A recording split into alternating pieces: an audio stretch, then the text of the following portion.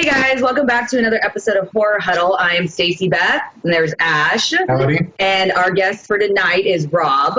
Hey.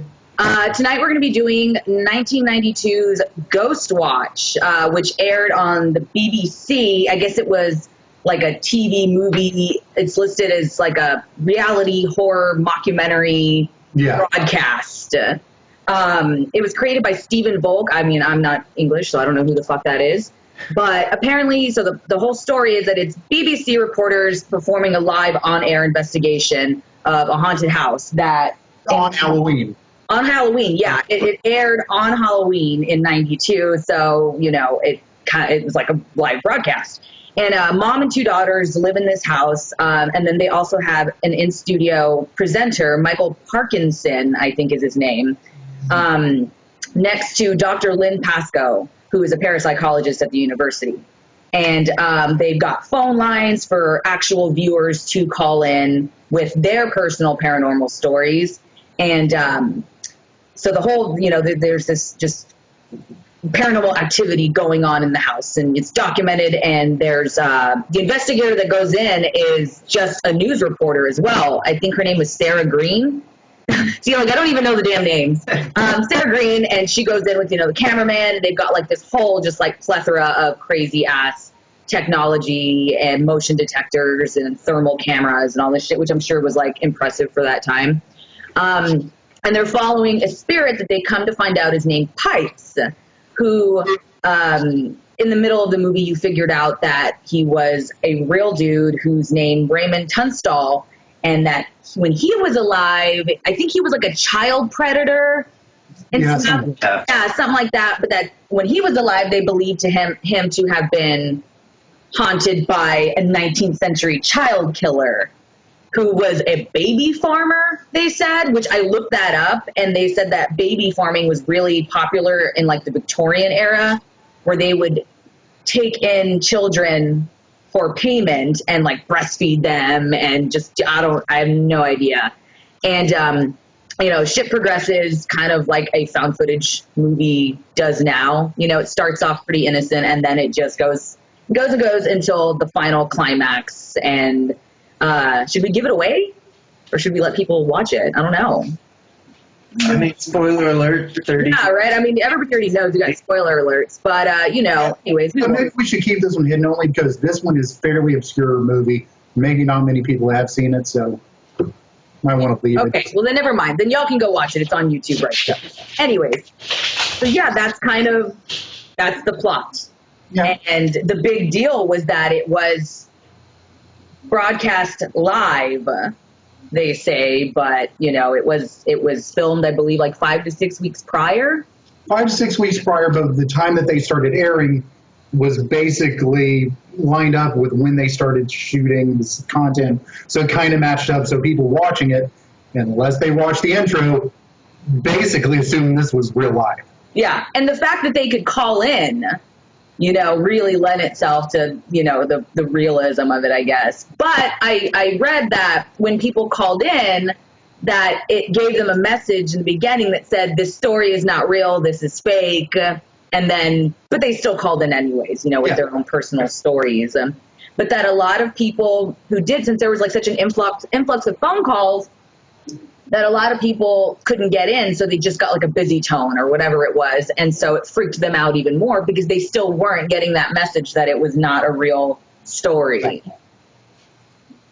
I thought it was a pretty good movie. It was a slow burn movie because when it starts out in the house, nothing's happening for a while. It took forever. Yeah.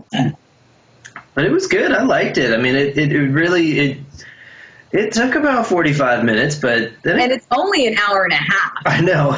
Good. But then it got really good. Yeah, I mean, I thought it was fun for what it was, and it definitely reminded me of the Paranormal Activity movies, where you're just like waiting, and then, you know, stuff starts happening slowly. But this is all just one night, so, you know, it's kind of, I don't know. But at least with Paranormal Activity, no one goes into Paranormal Activity going, oh, this is real.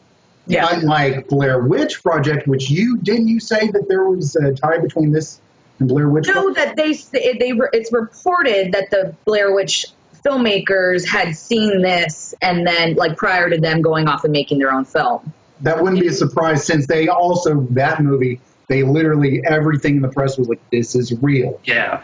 Yeah, but unlike Blair Witch, this one they didn't, keep it going and didn't say, oh, the reporters died and, yeah, these people are really possessed and, but, and so that's why people, I don't know, I guess it was just since it was like a live thing, people didn't know what to make of it. You know what I mean? And the fact that it was Halloween night and nothing had ever really been done like that before, I don't think, right? Orson Welles' War of the Worlds. Yeah. Yeah. That was another one that literally people who didn't tune into the first part to hear that it's actually radio play were like, oh my God, aliens are attacking. Yeah. That you're right. Yeah, that is, but that was, what year was that? That was in the 50s, right? Yeah, around there. Yeah. But I guess this was probably the first one that was like on TV live. And I don't think anything's kind of come out since then like that because nowadays people are a little bit more skeptical to think so, but in '92, I bet they said the same thing. So I don't know. Somebody's got to do a really good one and fool everyone again. No shit, right? That would be kind of amazing. I'd love to see like a continuation of this story. Well, they're going to do that. I think just as of 2004 or 5 is when the screenplay was written. But I guess the BBC went to one of the writers of the original was like, we're thinking about bringing this back. Can you make a treatment? And he made it. And they never picked it up, but it's out there online. You can actually read it. It's not bad. Yeah, that's the one you're talking about. It's 2002. Whatever. Yeah. The creator Stephen Volk wrote it, and you can find the PDF file on his website. I saw. So if anybody wants to go read that, I started to. I didn't finish it, but it actually seemed really fucking cool. And it's like, yeah, and it's them going into the studio that all this took place in has been shut. Has been. And it brings back some of the characters from the original. Like, I think it was the lead paranormal guy that was outside or something like that in the original movie. I think he had or something. He's in it. The skeptic from the United States who sounded just like Jeff Goldblum if you closed your eyes. Yeah. Oh, man, I could not place his voice. It was driving me nuts. It's like some 80s cartoon character. I don't know. Dude, I heard it and I told Adam, I was like, that sounds like fucking Jeff Goldblum. If I just close my eyes, that's Jeff Goldblum. That guy was kind of an asshole, though. I didn't like him. To be fair, this movie it is horror, but it's not scary. If anything, it is Where's Waldo of ghosts. Yeah. Pretty much. You have to watch this thing a few times to start seeing, wait, I remember he's in that scene. I can see him in the background just for a split second. Yeah, that's kind of the fun part of it is sticking around to rewind it and stuff and see if you can see him. And I think on the Wikipedia page, they do have the timestamps of where you can see him and shit. So if you want to, but the creator said that there's more. Didn't he say there was up to there's 13? Yeah, there's 13, but I think people have only seen 9. They said it's actually 13. So I don't think anybody has really found them yet. Man, I want to go back and watch it again and again and again. I know, right? I think that's watch it on YouTube. That a TV show or movie had Easter eggs like that. It's like, find the ghost. That is really, really impressive for a 92 made-for-TV movie. It's really cool. Like, I don't know. I thought it was cool. I liked the story. I liked the backstory of Pipes, and then there was a backstory to him. And I don't know. It freaked me out. The first time I watched it a couple months ago, and I was home alone, but during the day, but I'm a fucking pussy, so I was super scared. And when they were playing the audio tapes or they had the creepy demon voices, and I had my TV super loud, and I was like, God damn it! So I had to turn it down to 5. I couldn't do it. I'm just a big wiener, so it scared the shit out of me. What really finally creeped me out was the anonymous caller who called in to tell the story of the nephew who was subleasing a room. Yeah, some guy did, right? Some guy called.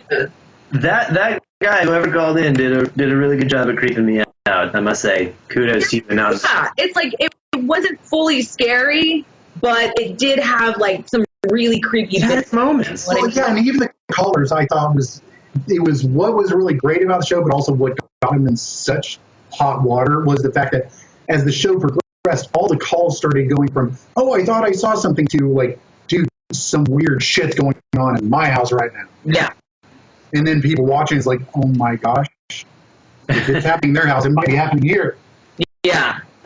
And what kind of like just like I just find little bits and pieces that I'm internally commenting on, and I'm like, okay, so like it's Halloween night, they shut down the neighborhood. I'd be fucking pissed off. Like, dude, you're here filming this goddamn thing. I want to go fucking trick or treating. And like that guy that we hate, Craig Charles, the dude that was outside reporting, like running around interviewing the trick or treaters. If anyone knows BBC, probably has seen Red Dwarf. He plays Dave Lister on that show, and when I saw him outside, I was like, Smeghead! I have no idea what you're talking about, but I believe you. I want to go watch it now. Yeah, I totally believe you, but I don't know what the hell It was a science fiction comedy show from BBC from 88 to 90-something. Oh, yeah, that definitely would have interested me. Yeah. But, like, can we talk about Pipes' home and what it's called? Yeah, we have to. It is integral piece. Well, and remember when I was watching it, because you had already seen it before, I was texting you, and I remember seeing, I was like, wait, did she just call that what I think she did? Yeah. He lives in a little room under the stairs, and they call it the glory hole.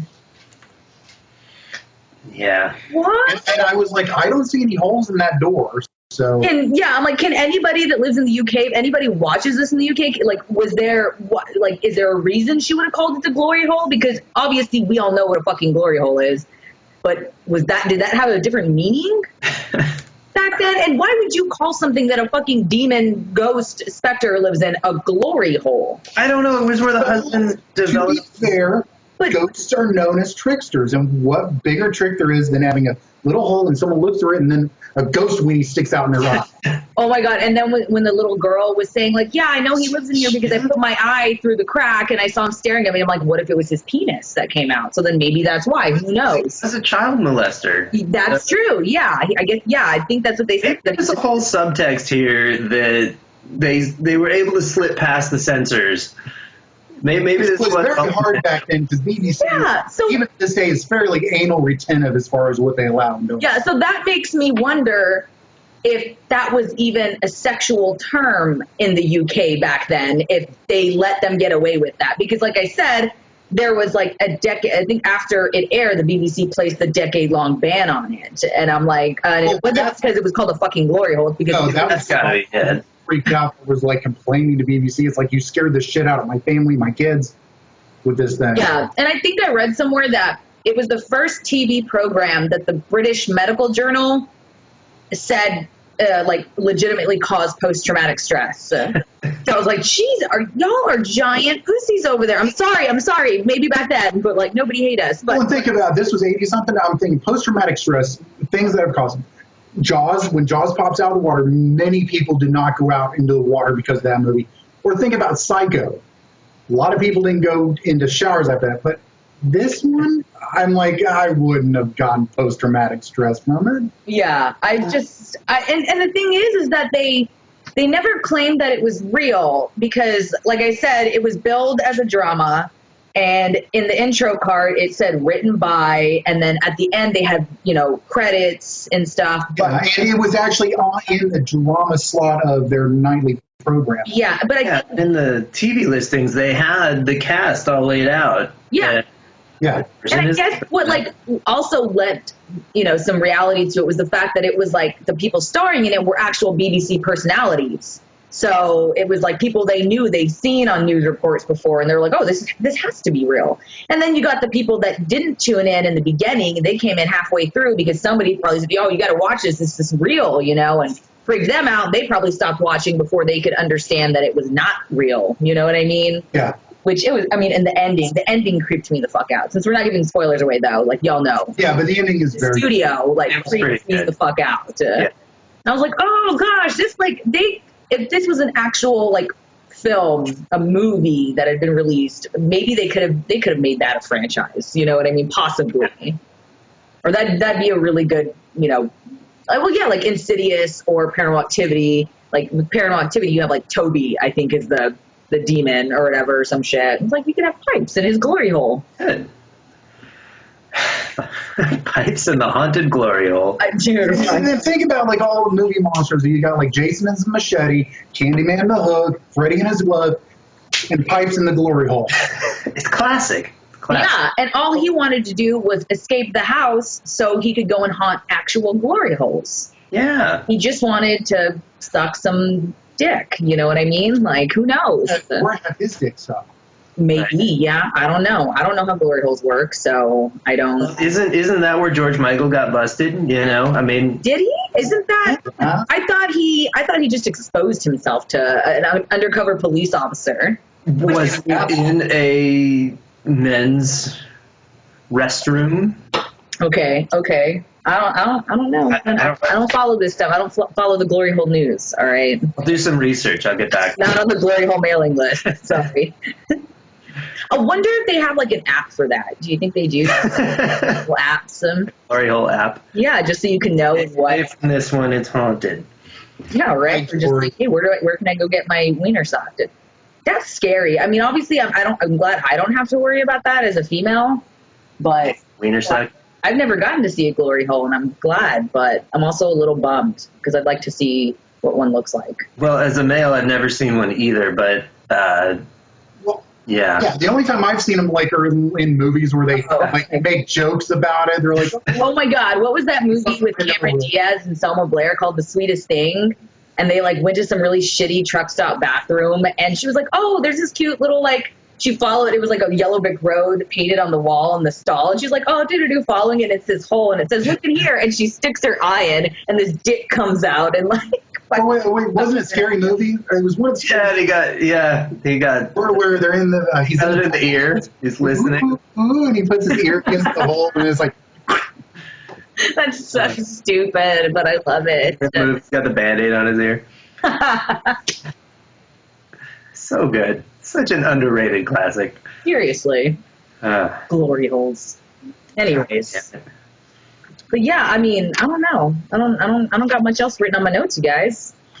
I had something. I don't know. The acting, I thought, throughout was pretty good for most of them. I mean, the family seemed fairly, they seemed like a real family. You know, usually hate child actors, and it was really, they weren't bad. They weren't hamming it up. It seemed fairly authentic. And I guess it's a little bit easier to get away with some minor bad acting if you're doing something like this that's like found footage, or like, because you can kind of just go with whatever, you know what I mean? And people expect, oh, this is real life, so of course you're not going to be a good actress or a good actor, you know what I mean?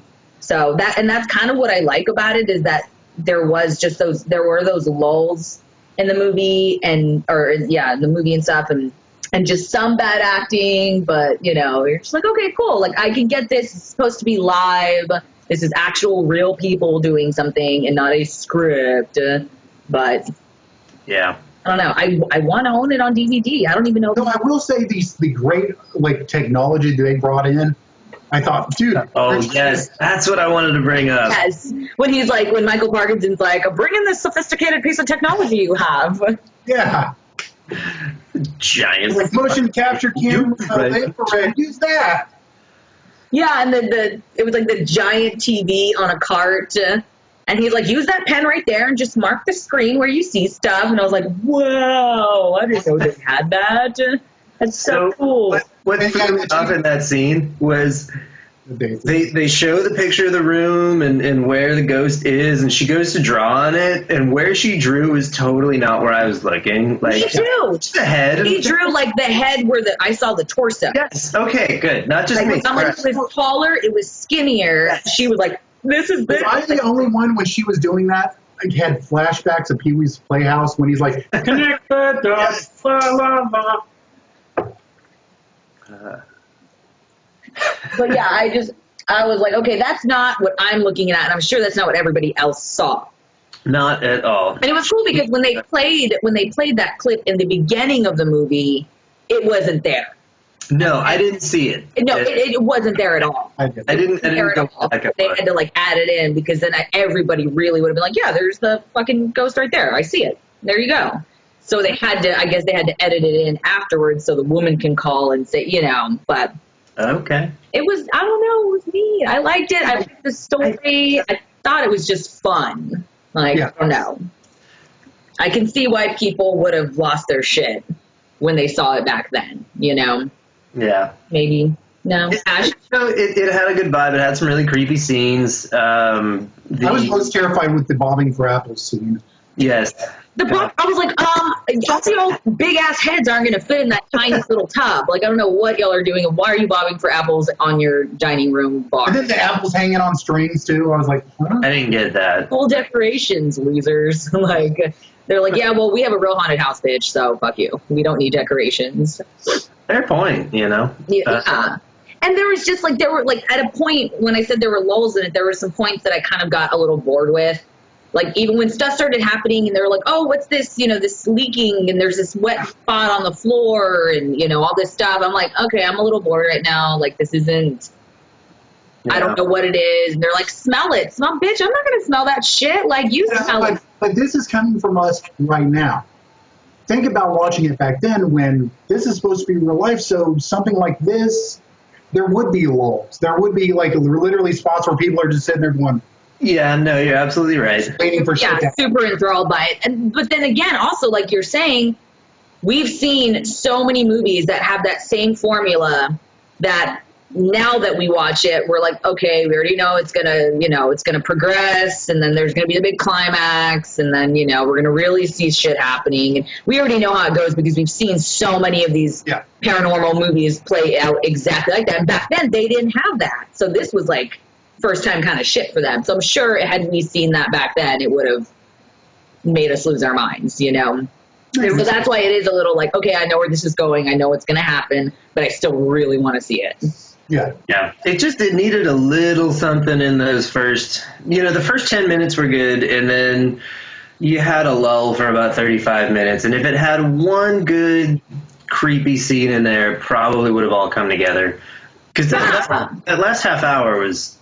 Well, look at Paranormal Activity, because I think Paranormal Activity has gotten it down. Even when shit's not happening, it actually is happening. You just can't really notice it. It's like something moves just a hair. A door opens just a little bit in the background, and if you're not paying attention, you won't get it. If they use stuff like that a little bit, that might have made people go, oh, wait, I just saw a door move. Well, that might have been part of me, too, because I kept looking for that, and for 20 minutes I didn't get it, so it felt very unrewarding. Yeah, and that's what I think takes away from your viewing experience, is that you're so focused on looking at something else and trying to figure out where's what, that it kind of just takes you out of the movie. Yeah. You know? And that's kind of how all of those films are now. It's like you said, Ash, that you're looking to see if something moves even just an inch, and they do that to you because they want you to focus, and then they fucking scare you. Again, think about it. This is BBC. You know, American audiences, you know, a lot of the British think, American audiences, that we have to water down, we have to put stuff over the top for audiences in America to get it. BBC is like, dude, we want a slow burn. We want nothing to fucking happen. Yeah. Just to get them used to it, just get them used to the household. We want, this is bullshit. There's nothing going on in the house. It's all made up there. You know, the family just lying about it, and then stuff slowly builds. Yeah. I thought it was... What was it? Worked. Yeah. You're obviously not as into it as I got. You know what I mean? Like, you liked I got it. into it. I liked it. Yeah. Okay. I thought it was really good. Then I did not think that. I can never tell with you that. As I told you, because you were all like, you don't like this movie. You know, I was like, no, actually I do. If I didn't like it, I wouldn't have read the script for the sequel. Yeah, that's true. Which I wish actually became a thing. Who knows? Maybe it will one day. That would kind of be amazing. And you both of you should read it. You should finish reading it, Stacey. Yeah, I need to. I will check it out, definitely. Honestly, it's just a treatment. It's not a full script. It's kind of like the basic bare bones of what would happen. Yeah. It's not too bad. It's basically them going back into the stage. Yeah. That's been boarded off for all these years. Yeah. And the guy's all traumatized by it, but has to go, you know, kind of thing. I don't know. It's kind of cool. I'd love to see something like that. It's not like a Grave Encounters 2 thing, is it, where they find the yes, the eye roll. God, I hated that sequel. I'm the only one that liked it. You know, I loved Grave Encounters. Yes, but I hated so good, and the sequel was so bad. It makes me so angry. Yeah, I like that it just basically expanded what the original mythology was a bit more. Yeah, but they didn't do it. Like, once the camera started floating on its own, I checked out. Oh, Yeah, that's, even I was kind of like, I really checked out of that. I was like, okay, this is fun. No, that was horrible. They found the original guy. That was terrible. The only good scene in that movie, if I remember right, was they ran all the way back. They got to the hotel. They got on the elevator, and it opened up, and they were back in the asylum. Yes. Oh, That was the only scene that I was like, damn it. That was good. I liked that. And I liked the whole idea of, like, the red door leading somewhere else. I was like, that's kind of cool. Like, I love time travel. I love all that kind of shit. So I was like, oh, God, this is going to be... Oh, no, it's not cool at all. yeah, well, I just like the idea that guy had been living there for, 20 years, even though, time there is different. So it's like, dude, what have you had to eat and drink this whole time? Rats. well, and just, What have you drank? Toilet water. Pee-pee. Toilet water and pee-pee. yeah. It's like a Bear Grylls. Exactly. So, All right, guys. I think that's about enough, because then we're going to go, and then it's going to turn into Ghost Adventures, Graven County, basically Ghost Adventures. Same thing. Same exact fucking thing. All right, guys. Well, thanks for watching. Next week, Ash and I are going to have on my husband Adam as a guest, and we're going to be doing Halloween 1, 2, and 3. Damn. It's going to be fucking fun. It's good. I'm sure it's going to be put up a little bit before Halloween, because we heard something. Anyways, I'm all scared. All right, guys. Well, thanks for watching. We'll see y'all later. Thanks for having me. Bye.